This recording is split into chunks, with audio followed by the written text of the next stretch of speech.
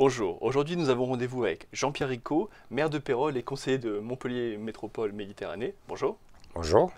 Alors si ça vous convient, première thématique, avant de rentrer dans le vif du sujet du nouveau stade et de la police, la future brigade métropolitaine des transports, quel est votre bilan de la longue campagne que vous avez eue, qui a donné votre réélection, mais qui s'est étalée de mars à juin dernier?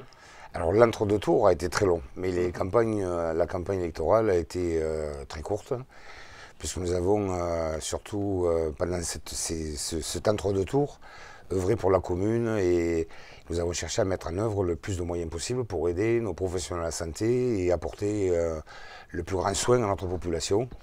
Avec une période où, vous vous rappelez, il y avait des pénuries de masques, pénuries de matériel, de gel hydroalcoolique, de matériel d'une manière générale pour l'ensemble des professionnels de la santé. Donc on a plus œuvré pour chercher à lutter contre la Covid plutôt que de faire campagne. La campagne s'est limitée dans les 3 semaines qui ont précédé le deuxième tour. Alors du coup, vous avez un petit peu moins d'opposition que la dernière fois. Quel regard vous portez aujourd'hui sur votre opposition, Madame Isabelle Gianel ou Cathy Prost? Écoutez, aujourd'hui c'est une nouvelle gouvernance avec une nouvelle opposition. Effectivement, donc ils sont divers droites, comme moi. Auparavant, nous avions le Front National et puis nous avions la France Insoumise. Donc aujourd'hui, les extrêmes ne sont plus là et nous cherchons à avoir une gouvernance qui soit là. C'est un deuxième mandat, donc une gouvernance qui soit la plus apaisée et faire en sorte qu'elle soit en conciliation avec les idées de ceux qui sont aujourd'hui dans l'opposition. D'accord. Malgré une crise sanitaire qui a touché toutes les communes, quelles sont les premières réalisations de ce second mandat? Quelles sont, on va dire, les premières fiertés avant de rentrer sur le stade? On en parlera après. Alors nous avions un certain nombre de travaux qui étaient engagés, et essentiellement des travaux sur l'espace public. Et donc depuis ce deuxième mandat, sont en cours de réalisation, notamment les aménagements qui sont autour du lieu que nous appelons la cave coopérative, qui est l'esplanade de Charles de Gaulle chez nous, où nous sommes en train de refaire tout cet espace de convivialité avec un grand parking de proximité qui va nous permettre de continuer à sortir petit à petit les véhicules du village, continuer la piétonisation du centre-bourg et faire en sorte d'offrir à proximité du village donc du stationnement pour permettre également à nos commerçants qui vivent une période très difficile dans ce contexte sanitaire. Qui doit être terminé aussi. Absolument, et donc de permettre l'installation de nouveaux commerces de proximité. Deuxième thématique très importante, c'est la bonne nouvelle peut-être de vos débuts d'année, en tout cas pour Pérols. Vous allez récupérer, après on va dire quelques affres, sur le projet Aude à la mer qui avait été, on va dire, abandonné un peu étrangement, on va dire, entre les deux tours par l'ancien président de la métropole, M. Philippe Sorel. C'est donc le nouveau stade du MHSC. Qui devrait s'installer sur la ZAC Aude à la mer Acte 1. Il serait livré courant 2024-2025. Qu'est-ce que ça correspond, à quoi ça correspond et surtout qu'est-ce que ça apportera à la ville de Pérols, puisque demain ça sera plus ici c'est la Péade mais ici c'est Pérols. Alors peut-être d'abord, avant de répondre parfaitement à votre question, peut-être de repréciser que le projet Aude à la mer n'est pas abandonné. Oui, c'est le projet. Voilà, c'est le projet Aude à la mer, c'est un de Montpellier, Latte et Pérols. Et sur l'ensemble de ce projet, qui fait à peu près 350 hectares, c'est un petit bout qui fait 14 hectares, sur lequel devait avoir lieu le shopping promenade. Et c'est le shopping promenade, c'est-à-dire l'espace commercial, qui avait à l'origine pour but de récupérer les commerçants du Sorièche, du Solis, ZAC qui sont à Latte, et de la ZAC du Fenouillet qui est à Pérols, notamment de la ZAC du Fenouillet pour tout ce qui est partie inondable, pour pouvoir mettre en sécurité l'ensemble des commerçants. Donc c'est ce projet qui est abandonné, et ce projet il a été abandonné. Ce qu'il faut savoir, c'est que l'intégralité des candidats à la mairie de Montpellier s'était prononcée contre ce projet, et effectivement Philippe Sorel, à quelques encablures du deuxième tour, a annulé ce projet. Donc la conclusion est simple, c'est que l'intégralité des candidats à la mairie de Montpellier s'étaient prononcés contre ce projet. Je ne suis pas un garçon têtu. Il y a un projet alternatif qui arrive, à savoir ce superbe choix qui a été réalisé d'accueillir le stade Louis-Nicolin. Eh bien moi je le prends avec le plus grand plaisir et j'apporterai toute l'aide possible de la commune de Pérols, fera en sorte de pouvoir aider à la réalisation de ce projet, en sachant que j'ai toujours à l'esprit qu'il faut sauver les acteurs économiques, les commerces qui sont dans la ZAC du Fenouillet, et notamment ceux qui sont dans la zone inondable du Fenouillet. Et ils seront remis où, ces commerces? Alors là, c'est vrai que c'est un peu l'inconnu. Hein, alors la décision est toute récente pour le stade, et donc le stade, sur les 14 hectares que j'évoquais tout à l'heure, le stade va occuper 7 hectares, donc il reste l'équivalent, il reste 7 hectares, pour retrouver un projet à des dimensions certainement différentes, mais qui permettrait, en tout cas c'est mon souhait, de repositionner les acteurs qui sont en zone inondable. Et est-ce qu'on sait un petit peu plus aujourd'hui sur ce projet, vous qui serez la commune, on va dire, qui va le récupérer, est-ce que vous en savez un petit peu plus par rapport à tout début janvier où c'était encore un peu flou? Alors si vous voulez, aujourd'hui toutes les équipes de la métropole, de la commune, de la SA3M qui est l'aménageur, donc la CERM qui est l'aménageur, mais également de Nicolin, travaillent au positionnement du projet sur ce nouveau site et sur ce nouveau terrain. Moi des informations que j'ai, donc il y aurait le stade, 25 000 places, a priori un hôtel, une zone d'activité, du commerce et de la restauration. Donc voilà un peu le projet. Parce que c'est vrai qu'on parlait même de casino, hein, puisque la métropole a décroché il y a peu le label station de tourisme qui lui permet de mettre potentiellement un casino. Alors, et pour finir le projet, et un pôle qui serait lié à la santé, notamment tout ce qui est à la santé du sport. Sur l'aspect casino, aujourd'hui, nous, Pérol, nous avons déjà Auchan et Carrefour, donc pour faire un jeu de mots. Mais sur l'aspect Carrefour, effectivement, la métropole de Montpellier a le label... la ville de Montpellier, excusez-moi, la ville de Montpellier a le label station touristique. Nous, la commune de Pérol, nous avons obtenu le label ville touristique en novembre dernier. La prochaine étape, c'est station touristique. Et je vais faire acte de candidature également pour être classifié station touristique, pour une bonne, pas pour accueillir un casino, mais si c'était le cas, pourquoi pas. Mais en tout cas, ce n'est pas d'actualité. Mais pour avoir un peu plus de moyens, que l'État puisse me donner un petit peu plus de moyens l'été lorsque nous réalisons toutes les animations qui accueillent tant de visiteurs sur notre territoire. Et quelles retombées on peut imaginer pour les Péroliens de ce nouveau stade? Parce qu'on imagine qu'il y aura des transhumances assez fortes, on va dire, vers Pérol, et on en parlera avec la future brigade métropolitaine des transports, mais quelles sont les retombées directes qu'on peut imaginer? Alors des retombées directes, comme c'est un établissement qui est 100% privé, il y aura donc des retombées fiscales pour la commune, dans un premier temps.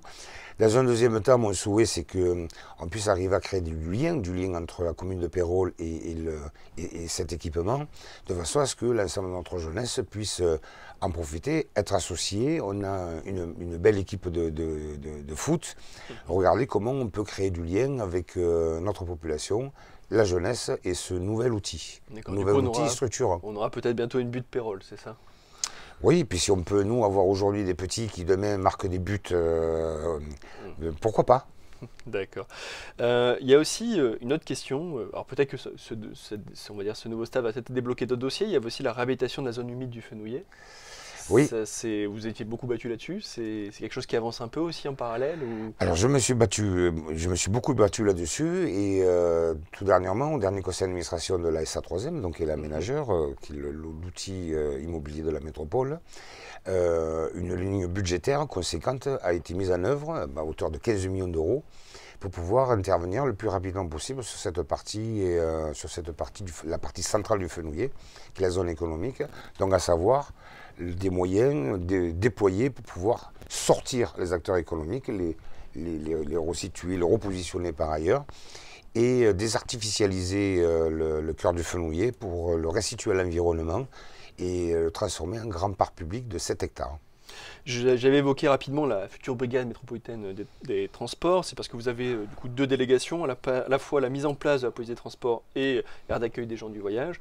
On va traiter surtout la future brigade métropolitaine des transports. C'est une corollaire du coup de ce nouveau stade. D'imaginer brigade des transports, ça va correspondre à quoi en fait factuellement? Alors, parce que c'est la police métropolitaine qui se met en place. On peut l'envisager dans ce sens. Les transports, ce sont les transports au sens large, c'est-à-dire c'est tout ce qui est tram et bus, et puis demain les bus à haut niveau de service. Donc tout ce qui est transport en commun qui seront concernés par cette police des transports. Je pense que le choix pour ce qui me concerne a été fait sur le fait que j'étais précédemment vice-président en charge justement des mobilités et des transports, donc avec une connaissance de l'ensemble de ce service public. Et par ailleurs, la commune fait partie des 5 villes qui ont une police municipale étoffée, donc ce sont des sujets que je connais bien. Par ailleurs, la commune va recevoir ce futur outil à caractère régional, voire national, que sera le stade Louis-Nicolin. Mais la commune reçoit déjà, a déjà le parc exposition. Ce que je vais vous dire, c'est qu'il y a déjà des flux de transport assez importants. Assez importants. Donc ce qu'il faut savoir, c'est que il y a 365 jours par an. Le parc exposition, c'est 204, hors période sanitaire, bien évidemment, hors période Covid, mais le parc exposition, c'est 286 jours par an de manifestations. Nous avons la salle Arena, également avec un grand nombre de manifestations, allant jusqu'aux très très grandes manifestations, annuellement nous accueillons à I Love Techno, donc c'est une opération à plus de 30 000 personnes, 30 000 personnes qui viennent à Pérols pour une manifestation. Le stade Louis-Nicolin complet, ce sera 25 000. Donc on est déjà habitué à avoir ces mouvements de personnes pour des événements ponctuels. Et puis pourquoi de cette police de transport? Bien, c'est parce que la ligne numéro 3 qui dessert Pérols, nous avons 4 stations de tramway sur la commune de Pérols. La ligne numéro 3, en vérité, est la deuxième ligne la plus fréquentée du réseau de tramway. Donc c'est en fréquentation. C'est la 1, la 3, puis la 2. Et donc et tout le monde le sait, avec quelques difficultés l'été, notamment avec le terminus du tramway. Quelques désillusions, on va dire. Quelques difficultés et sur lesquelles, avec Michael Delafosse et puis Julie Fraîche, nous sommes en train de travailler très activement pour trouver des solutions d'amélioration de qualité de service, mais également d'amélioration de ce transit qui a lieu de ce terminus jusqu'à la plage. Et donc le souhait de Michael Delafosse a été, puis c'était un de ses engagements de campagne, c'était de créer effectivement une brigade de transport. Brigade de transport qui, dans un premier temps, sera dédiée exclusivement au transport, mais pourra également, sur des pouvoirs spéciaux, alors c'est pas spéciaux, c'est spécial, la langue française est un peu particulière, mais sur des pouvoirs spéciaux de police. Je vous en donne par exemple tout ce qui est lié aux encombrants, tout ce qui est lié aux aires d'accueil des gens du voyage. Il y a ce qui est lié aux grandes manifestations aussi. Cette police des transports pour être activée. Et elle sera mise en place quand? On parlait potentiellement de la mettre en place avant le stade. Donc du coup, on peut imaginer 2022, 2023. Alors c'est le souhait de réaliser cette police des transports d'avoir des prémices de cette police des transports sous les 2 ans. Ce qu'il faut savoir, c'est que cette police des transports n'est pas la mutualisation des polices municipales. C'est-à-dire ça ne n'effacera pas les polices. Non, chaque maire conservera ses pouvoirs de police et chaque maire conservera sa propre police municipale. Ce seront des effectifs de policiers. Dans le statut, ce seront des policiers municipaux, mais ce seront des nouveaux effectifs qui seront embauchés par la métropole. Ce seront donc des agents métropolitains. Du coup, ils seront à temps plein agents métropolitains? Absolument. D'accord, ils ne seront pas détachés. Alors ils seront pas des forces détachées de chaque commune. Non. Non, ce ne seront pas des forces détachées de chaque commune. Par contre, dans la logique qui est la nôtre, l'objectif, c'est de pouvoir déployer ces effectifs lorsque dans des communes, il y aura des manifestations, par exemple des fêtes locales, par exemple des grandes manifestations comme ici à Pérols, que ce soit par Expo Arena ou le stade Louis-Nicolin, qu'on puisse détacher du personnel. Lorsqu'il y a le marathon de Montpellier, par exemple, qui traverse tout un certain nombre de communes, on pourra détacher ce personnel. Et lorsque ces personnels seront détachés, ils seront positionnés systématiquement sous l'autorité du maire dans lequel ils seront, puisque les pouvoirs de police restent au maire.